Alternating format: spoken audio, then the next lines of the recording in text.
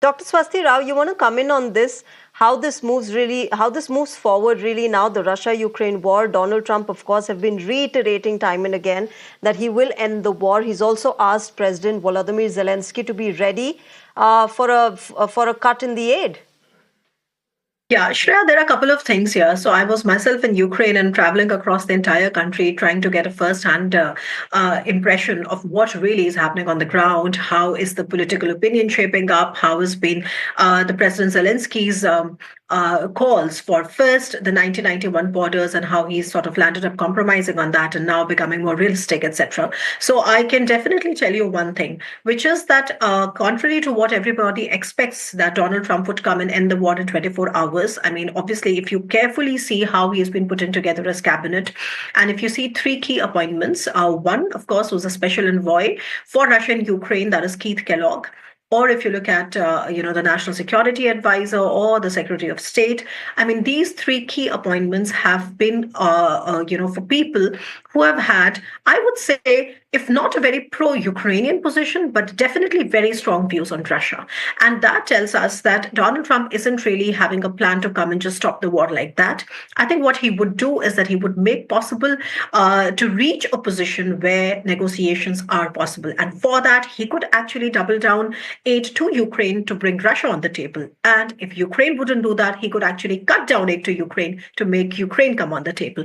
So there is a lot of speculation, I understand, but we will get a clearer picture on January 20th, when Donald Trump actually takes office. So that's one part. The second part is that, as Ruslan was just saying, it's very clear in Ukraine that Ukraine will have to cede territory in order to get peace for now. Whether they do it in a way which is temporary, whether they do it in a way which is permanent, is something that a call that Ukrainian people have to take. Its president has to take, but for sure, it's getting clearer by the day that territory has to be ceded for getting to a negotiation and getting to a kind of a ceasefire. But that is not going to come without some sort of guarantees. Okay. If those guarantees are coming from NATO, I think that is the most ideal case situation, best case scenario for Ukraine. But frankly, I think there are a lot of hurdles in that particular path.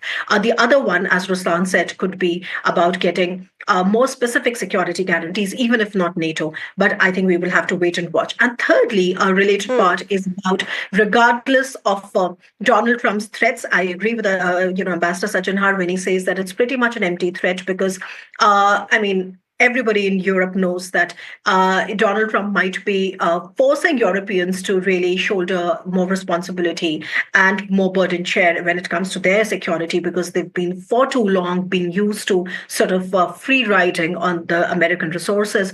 But Europe is too important an ally for the US to actually leave stranded in the middle of nowhere. But for the Europeans particularly, Shreya, I think only some days ago, if you look, the new defense commissioner, they have created a new post within the European Union, because European Union was always known as a geo-economic bloc. And what the Russia-Ukraine war has done is that it has enabled this transformation to become more geostrategic. And the first ever defense commissioner, who was earlier the Prime Minister of Lithuania, he has actually gone on record several times, and he has said that Europeans will need to find ways within the next year itself, which is 2025, to fund hundreds of billions of euros in extra military spending to defend against any attack from Russia by the end of the decade.